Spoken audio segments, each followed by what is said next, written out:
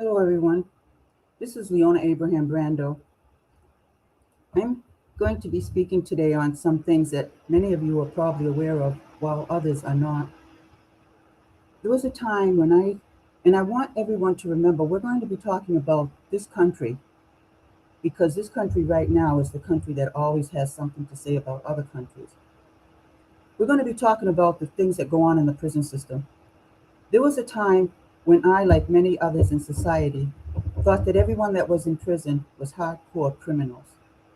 But in the past 27 years, I've learned a lot about our system in our country. I'm going to be talking right now about one prison, first of all. And this is one prison in Massachusetts, which I'm sure a lot of you have seen or heard about in other prisons in other states as well. But this is a maximum secure prison in Massachusetts. And these prisoners, these people that have committed their offenses or wrongfully convicted, or victims before becoming offenders, these people have to suffer through all this garbage, this trash.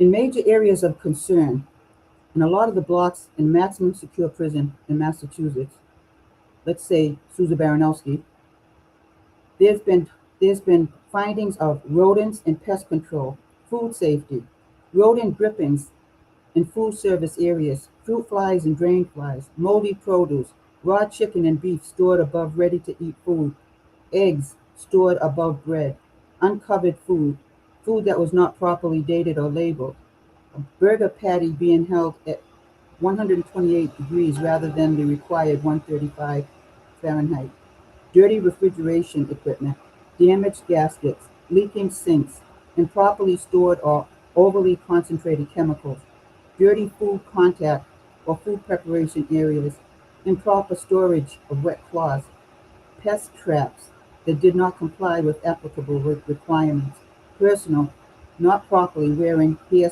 restraints.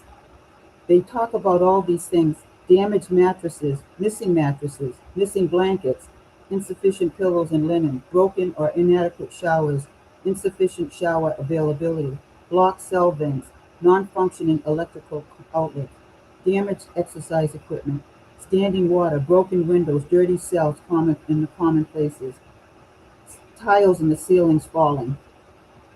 This is in America. This is in America.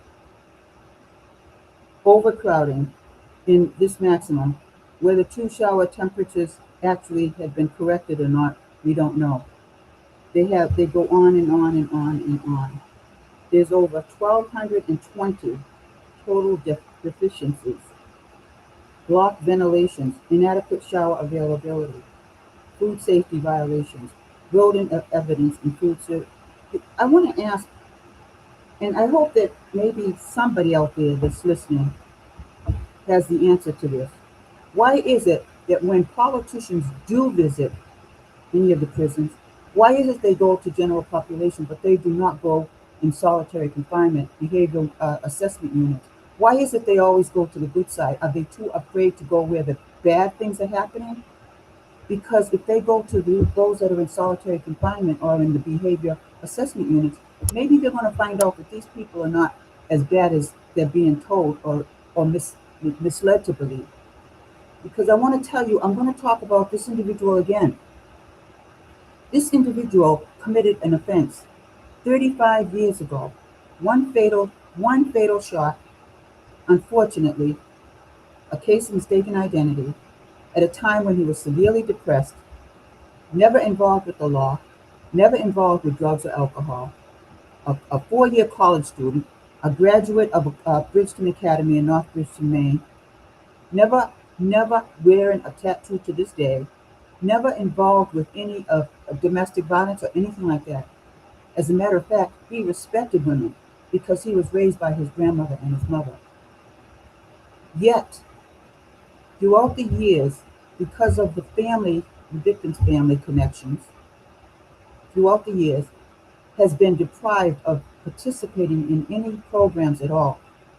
And when he has been accepted into programs, they have found a way to prevent it. This individual cannot be double celled. This individual is diagnosed with PTSD and anxiety disorder issues. I have a problem with these mental health providers. I have a problem with these people that say it's not serious enough. PTSD and anxiety disorder issues is as serious as somebody that has a serious mental health problem. I remember years ago, there was an individual in the community. He had problems when he didn't take his medication. And there was a time when people would call the police because he was on their doorsteps in a phase or whatever. And the police would always say there was nothing they could do. They would take the person, I guess, take him home or take him wherever he lived. And they'd say there was nothing they could do unless he did something wrong. What does it take in this country? What does it take in this so-called great country to do something about these issues before the fact, before something happens? This is a real problem in America, and I'm sure it happens in other countries. But America's supposed to be the role model, or was at one time the role model for every country. And people were proud of America because America had representatives from every country living in this country, individuals, families from every country in the globe, representing their own countries. And now it's becoming a thing where they're picking and choosing who's going to be here. But the thing that really upsets me is that not only this individual that I'm speaking of, but there are so many other individuals. I remember one time as an advocate, when we did national advocacy work, that a prisoner in California, I believe it was in Corcoran or Bakerville, or one of those prisons, he was due to get out of prison. He had 5 months left to go. And a correctional officer accused him of spitting in his face. And that individual ended up getting 5 years added onto his sentence. This is something that I am so disgusted. But we blame the Department of Corrections, the prison officials. We blame the correctional officers, which we have a right to do. However, we have politicians, our taxpayers' dollars are paying to do their jobs. They should be going into these prisons. They're the lawmakers. They should be going into these prisons and monitoring. They should be demanding that these prisons have independent overseers, not the Department of Corrections' own internal investigations, but external people that go in. And those people should consist of lawyers. They should consist of psychologists, psychiatrists, social workers, counsel abuse counselors. They should consist of anything but government employees to do the overseeing. Because government employees can sometimes be no different than the party that they're against, the people that they're talking against, their own opposite parties. They condemn one another, but they're all the same in some way, shape, or form. When a governor can completely distance herself from the average citizens or from people that are trying to contact her to discuss these things with her, to continuously distance themselves, pretend they don't exist. But yet when they want your vote, they're emailing, they're calling, they're mailing. This prisoner, and I'm sure there's others like him, had been sent to a medium secure prison, had been accepted into an educational program, had started to get involved and adjust in the settings. And when the superintendent found out about it, the superintendent tried to force him to double cell because he knows the individual cannot be double celled. He knows the individual has this PTSD and anxiety disorders. Also, our government in Massachusetts knows that we have high rates of suicides, and yet they allow these things to happen. And talk about the opposite party. Somebody needs to oversee the overseers. Somebody needs to oversee the governors. They need to oversee the politicians that are supposed to be helping. But we also have weak politicians, because there are senators and state reps that know what's happening They knew what was happening with this individual, and yet they did nothing. To this day, nobody knows what's happening with this individual. To this day, they have not gone in to find out. These are things that are very discerning. It's very, very disgusting. Because while a prisoner is in solitary confinement, how in the world can somebody be in solitary confinement by themselves and be set up by correctional officers and prison superintendent to say this person murdered somebody in the prison? How in the world can they do that while they're in solitary confinement? Making threats that if they were forced to double cell, they would kill someone. I want to go back on that one because in 2011, a prisoner was stripped, shackled, and then forcibly put in a cell with another prisoner. And despite the fact that he had been in a single cell for more than 15 years prior to, and more than 12 years following that incident. But when they took the shackles off, the prisoner lost it, and he started fighting the other prisoner. They had to remove him right away. When they removed him, 4 correctional officers attacked him, brutally beat him. Prisoner Legal Services, one of their lawyers, was supposed to be helping this individual. Instead, when he begged her to look at the video, which would have confirmed everything, she said that they would wait until the internal investigation was completed. And then they would request the video to look at it. But after the internal investigation was done, the lawyer did nothing. So four correctional officers got away with it. So when this prisoner was in the hole, was in solitary confinement, or as they call it now, the behavioral assessment unit, which is just the same.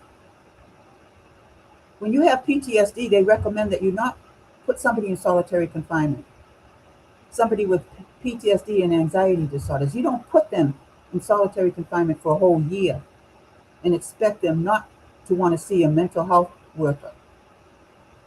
So when he met with this one mental health worker, he himself told her that he was afraid if he was to be double celled, that he might kill somebody, because this is what he almost did in 2011, which was 12 or 14, 13 years ago.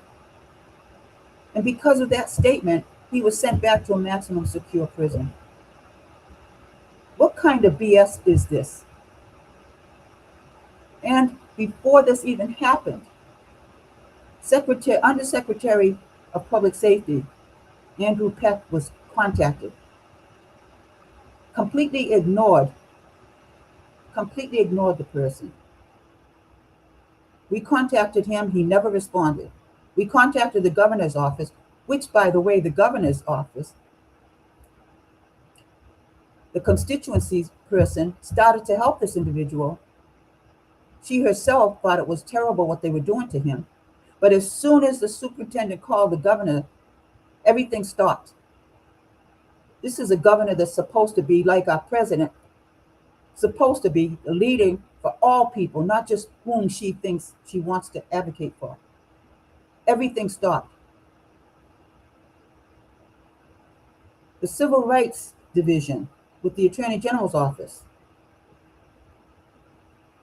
Liz Maddles and her associate, a complaint was filed online, and that was denied. And yet she sent an email after that asking if I would be willing to meet with them, her and her associate.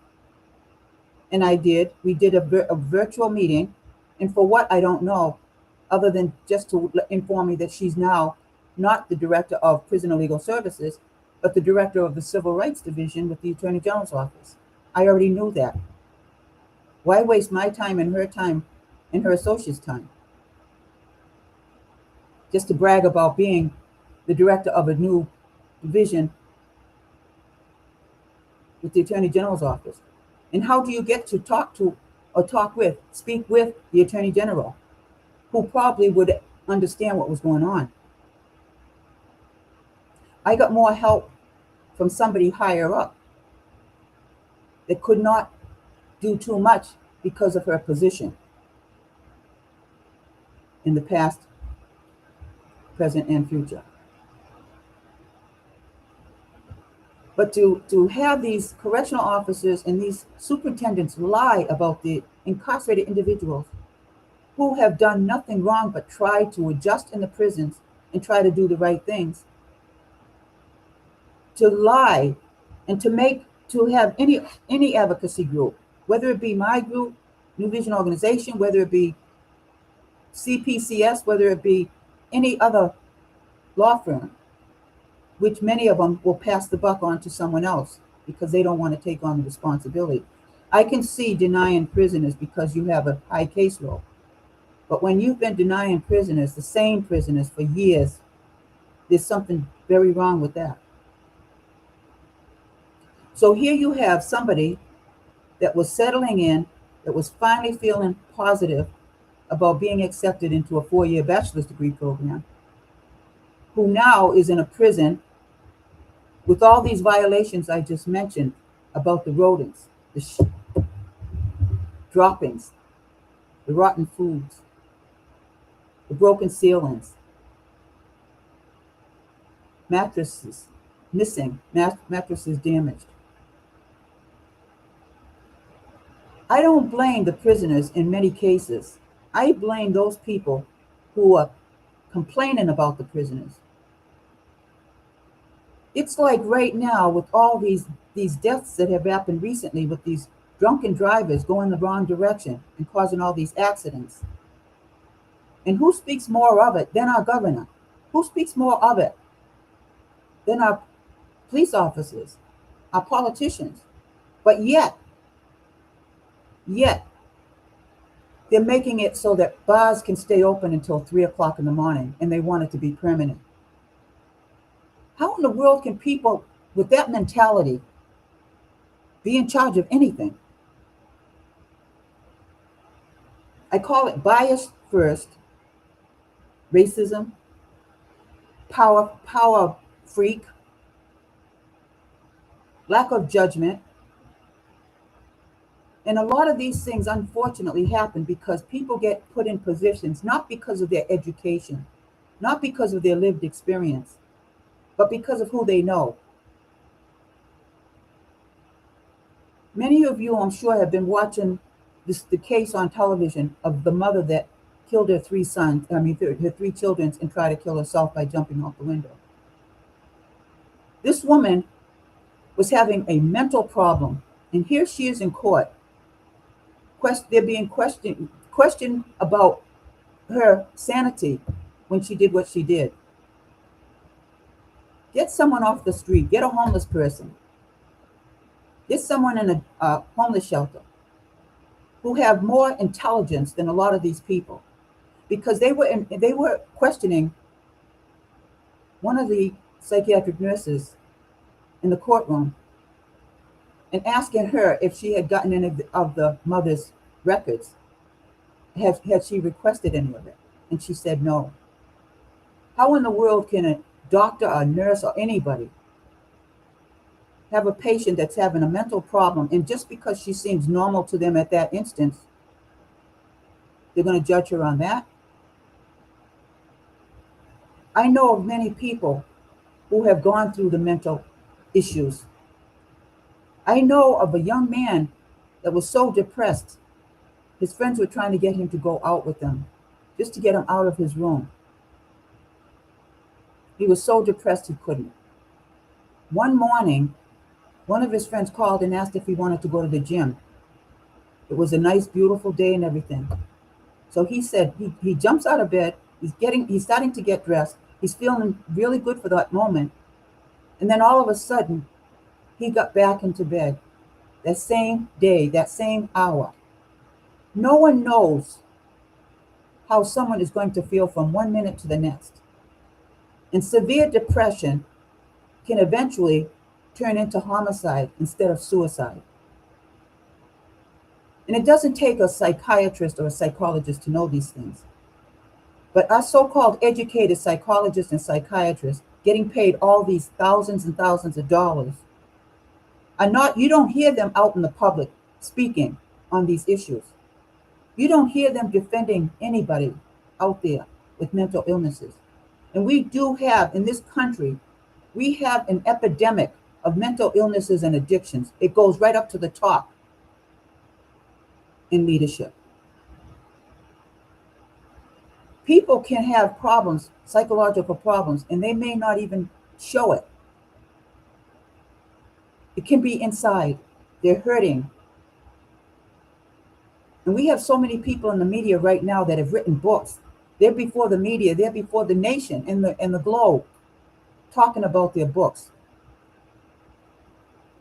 And these media, the journalists, these reporters, to me, they're just as ignorant because they're inviting people on their shows to talk about their books when they don't have any knowledge. They bring people on that are supposed to be experts to talk about what's happening in our country and around the globe. And these people are saying, oh, I believe this and I believe that. Yes, I understand. I believe him. I believe. Yeah, I think. Nobody knows for sure. They bring these experts on that have no knowledge of what's going on. They have no lived experience. A lot of them have not traveled to any places except the tourist attractions. And they find opportunities to go to these countries now with these wars going on. Nothing being settled, but more taxpayer dollars. We have a major issue in this country. And prisoners, incarcerated individuals behind these prison walls, they need to be looked at. They need to be met with. They need to have our leaders, our lawmakers, our legislative members, House reps, senators, governors. They need to have them going into the prison and sitting down and having a conversation with them. I have mentioned Frans Dow from Amsterdam, a former 27-year warden who's with the United Nations, who's with the International Red Cross, who's with the Ministry of Psychiatry. He's all over the place. He's working with advocates in Texas and Massachusetts and elsewhere. This is a man who had 27 years of experience with working with prisoners. And he was successful because I've had some on my show in past years who have come out, who have started their own organizations, who have written books, very educated, because Frans Dow would call them by first name, not by numbers, not calling them animals, but he treated them human because this is a human being. This man knows what it's like to treat people with dignity. And he got results, positive results. The prisoners we have in Massachusetts and around the country in other states, you're going to find good and bad everywhere you go. You're going to find good and bad correctional officers. You're going to find good and bad police officers. You're going to find good and bad superintendents and commissioners and governors. But when we don't see success with all people, there's something definitely wrong. When we see prisoners and know of prisoners who are nothing like they're being portrayed as in their classification documents, then we have to know something's going on. You have a prisoner that's been in prison for 33 years, has done nothing wrong, has never been in fights unless, again, it's gang related. When you have people in prison who have never been problematic, and then all of a sudden, in a matter of 2 years, 30-something years later, they're going to get written up with all these documents, all these reports, disciplinary reports, bogus. No one questions it. Unless we have some educated, caring, compassionate, honest, motivated, transparent overseers. I don't have nothing, no respect for the people leading this state or this country. Everybody's acting like children when we have children with more education. There's a lot of kids out in the street that are really messing up. But where are their role models? At my age to this day, you do not hear me even using the language I've been hearing from these politicians leading the country. You have not had the respect from any of them. if they can speak that kind of language. And don't expect the kids, the adolescents, don't expect these youth to be any different than they are if there's no role models out there. And for these rappers that have their pants down to their behinds, they need to be, if they want the respect, and they may be getting the respect because they have all this money. There's a lot of people out there that can make fools of themselves and get paid for it, especially when they are of color, because this is what's expected of people of color. I'd rather have the dignity, the respect, than to have all the money in the world. And then the monies that you are getting, where is it going? It's going on drugs. It's going into the prisons, because that's where you end up half the time. And for those that think that they are so righteous that they judge people without even knowing these people they're judging, many of you are judging not because you know the person, because you don't. It's because of what you're hearing, one-sided stories from the media, who does not go into the prisons to talk to these individuals, but they put out there what they're being told by the prison officials. They're being told by the commissioner. They're being told by their union. Or they're being told by their friends who may have been a victim. Who knows? But unless you know for yourself what the person is about, no one should be judging anyone. Because I've learned throughout my years, I've never been a racist. I've never been proud. I've never been greedy. I've never been everything that all of you probably are if you're not thinking about these people that are suffering behind those walls. And a lot of the family members that are suffering because they know their loved one is not as bad as what they're saying they are. People should be ashamed of themselves. People should be ashamed of themselves if they cannot have enough sense to be their own leader, to be able to judge according to what the person has done to them. When somebody has not done anything to me, I'm not going to hate that person because my friend or my family member do not like the person or have tried to talk me into hating them too. Because I know there's going to be a time when we're all going to be going before our Maker. And I don't want to be going before my Maker and being judged because I judged somebody or I harmed somebody that I didn't even know. And they're talking about all this wealth in this country. The last year and a half, almost 2 years now, that's all I've heard about is money, power. This is all that they're talking about. They're not talking about the poor. They're not talking about the sick. They're not talking about the mentally ill. They're not talking about those who have lived experience, that have lost loved ones, that have been forced away from their own parents. These children that I hear on television that are in ICE, that are being molested, that are being raped. This is garbage. This is trash. These children are being stripped from their parents. And we don't even know if half the parents, if they're alive or dead, we don't know where they took them, what they're doing to them. Instead of bringing all these so-called experts onto the media, they need to go out in the streets and they need to bring those people onto their shows. They need to bring those people into the media to speak. Because if you go into homeless shelters or drug and alcohol rehabs, you're going to find there's a lot of very intelligent people, people that have had their own careers prior to going down. Lawyers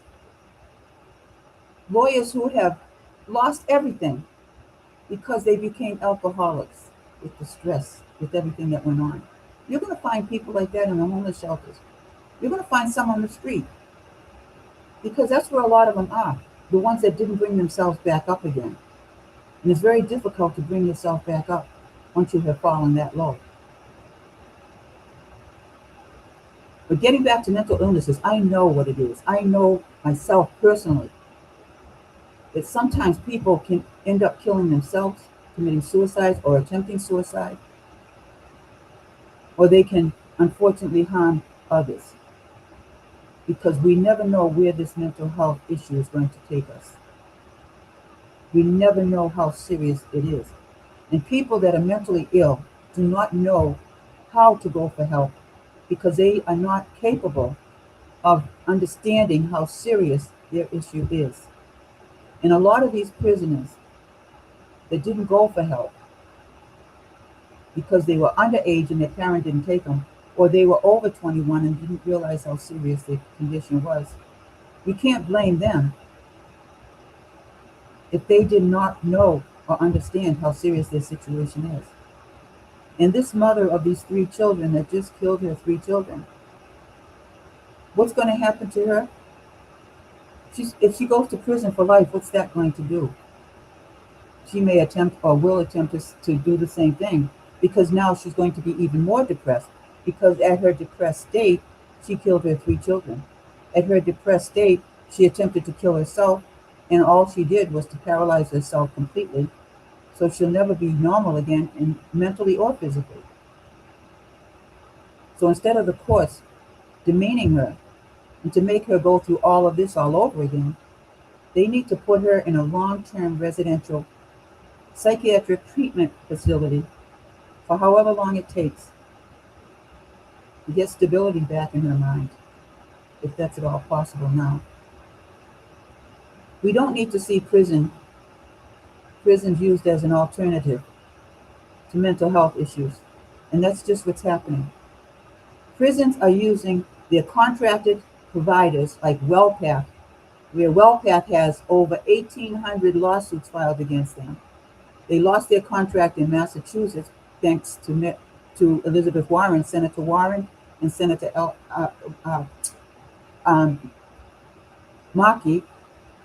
Senator Markey and Senator Warren were both very instrumental in getting rid of WellPath in Massachusetts. But then again, here's another problem. When these contracted providers lose their contracts, their employees go with the new contract provider. So you're getting the same people in these prisons, only under a different contracted provider name. So where does that improve any conditions when it comes to mental health issues? A lot of prisoners don't want to go for mental health to a mental health worker in prison because a lot of these mental health workers have been known to spread news. These prisoners are going to them for help, and they're letting correctional officers know everything about the personal business of these prisoners. So these prisoners don't feel safe even going to a lot of these mental health workers, providers in the prison. WellPath caused so many deaths and damaged so many people incarcerated. These people will never be able to come back, those that have died as a result of suicide, or those who were permanently damaged physically and cannot even defend themselves should something happen. I grew up in an environment, and maybe I'm too old-fashioned, but I grew up in an environment where we respected people. We respected our elders. We try to do for those less fortunate. We didn't use the vulgar language you hear today. We didn't want bars to be open till 3 a.m. We didn't pick and choose who was going to work with us or for us. We went by the qualifications, and that's the way it used to be for many of us. We didn't get our degrees or our promotions just by knowing somebody. That's a shame. If those are the type of people that are getting these positions, they should be ashamed of themselves. They're not earning it. They're getting it because of who they know. And that's why we have no success in stabilizing the United States of America. And I'm going to close on that.